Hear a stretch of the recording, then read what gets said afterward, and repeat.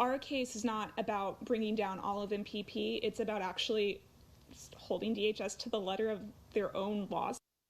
More than 10,000 asylum hopefuls sent to Reynosa under this year's Remain in Mexico immigration program. Attorneys now challenging the government. Channel 5's Valerie Gonzalez live tonight near the Donna port of entry.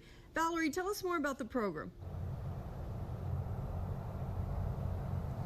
An immigrant who presents themselves to a port of entry requesting asylum can be placed into the migrant protection protocols. That's when they're sent back to Mexico to wait out their U.S. immigration court hearings. Some attorneys representing an MPP migrant woman in Matamoros say that the government is merging two sections of a law improperly to do this. In the second story of the First United Methodist Church in Harlingen, attorneys for the San Antonio region Justice for Our Neighbors are thinking about their client, a migrant woman living in Matamoros at a refugee camp. Her attorneys want two things. That's all we're asking for. She wasn't supposed to be put into MPP, take her out of MPP. She has a right to a bond hearing, give us a hearing so that we can ask for bond. Natalie Catwallader Schulteis and Richard Newman filed a complaint and petition on behalf of their client in federal court. They're asking the government to reconsider how they're applying two sections of the Immigration and Nationality Act. One deals with removing immigrants from the U.S., the other, the ability to keep the government from enforcing the removal. Right now, if a migrant is placed under MPP, they are sent to Mexico. They'll live there and be allowed into the U.S. only to attend immigration court at the tents in Bronzeville. The attorneys believe their client shouldn't be an MPP at all because of the way she came into the U.S. So as their own regulation stands, our client was not supposed to be returned because she's not an arriving alien. An arriving alien is someone who comes to the port of entry asking for asylum. Their client was in the U.S. already when she made her asylum request.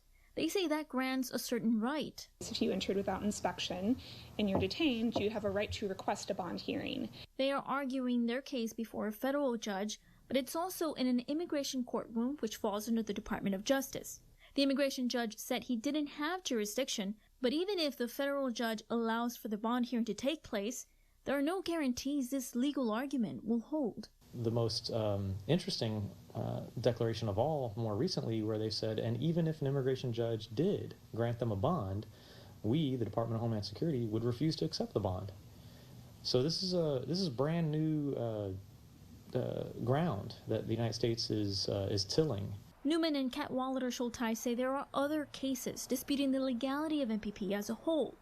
Their case is a less popular strategy, hoping that by looking at the interactions of those two sections of the law, a new reinterpretation could emerge.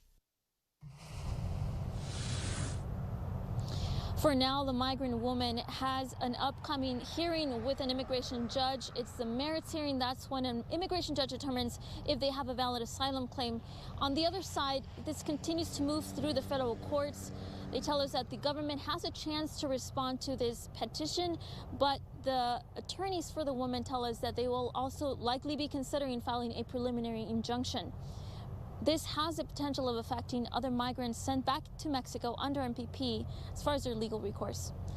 I've been Donna, Valerie Gonzalez, Channel 5 News at 10.